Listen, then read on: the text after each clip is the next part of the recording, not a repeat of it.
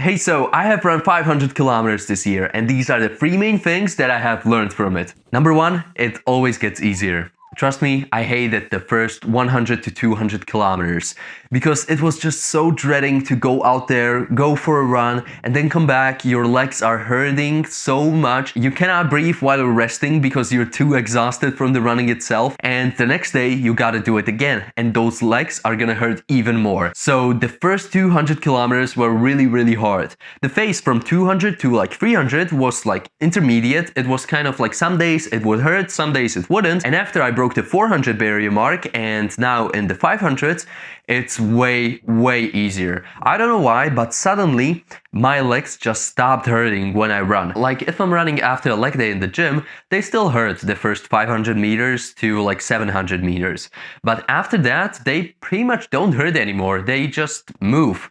And I kind of stopped thinking about the pain in my legs because I know that I can run another kilometer. I can run another 3 if I wanted to, really. I just don't think about the pain anymore. It's just a part of it and you need to get used to it to be a runner. So trust me, after a while, the running gets way easier. Even after the 400 kilometers, it got way easier than it was before.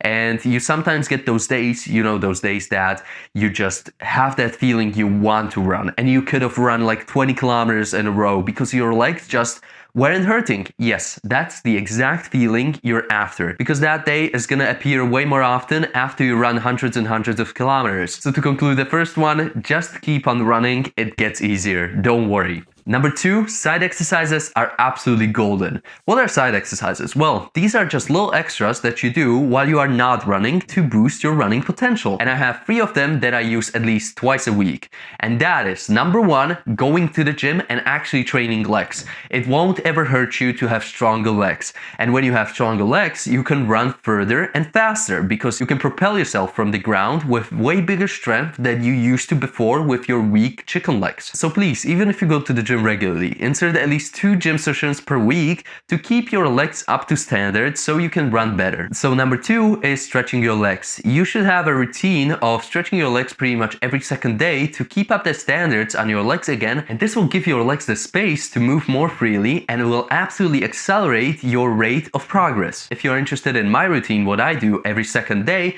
I will be going over this in a future video, going step by step over each exercise that I do while stretching my legs. And number 3 are going to be cold showers, which really isn't an exercise by itself, but let me tell you, it single-handedly burned the most pain away.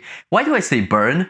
Because, well, it's cold water. I know, but it's gonna hurt at the start. It's really gonna hurt doing those cold showers over and over again until you get into a routine, like with running, that you do it pretty much every day and you get used to the temperatures and your legs will still benefit from the effects of cold water, which will help you a ton because it will just put the ache away, not really instantly, but temporarily, because you're gonna feel the cold. And after that, it's gonna hurt a little bit, but the next day, after you do these cold showers, it's gonna be way better than before. And seriously, if you just stick to this habit of having cold showers after each and every single run, then your pain is going to be slowly going away until you don't feel it anymore.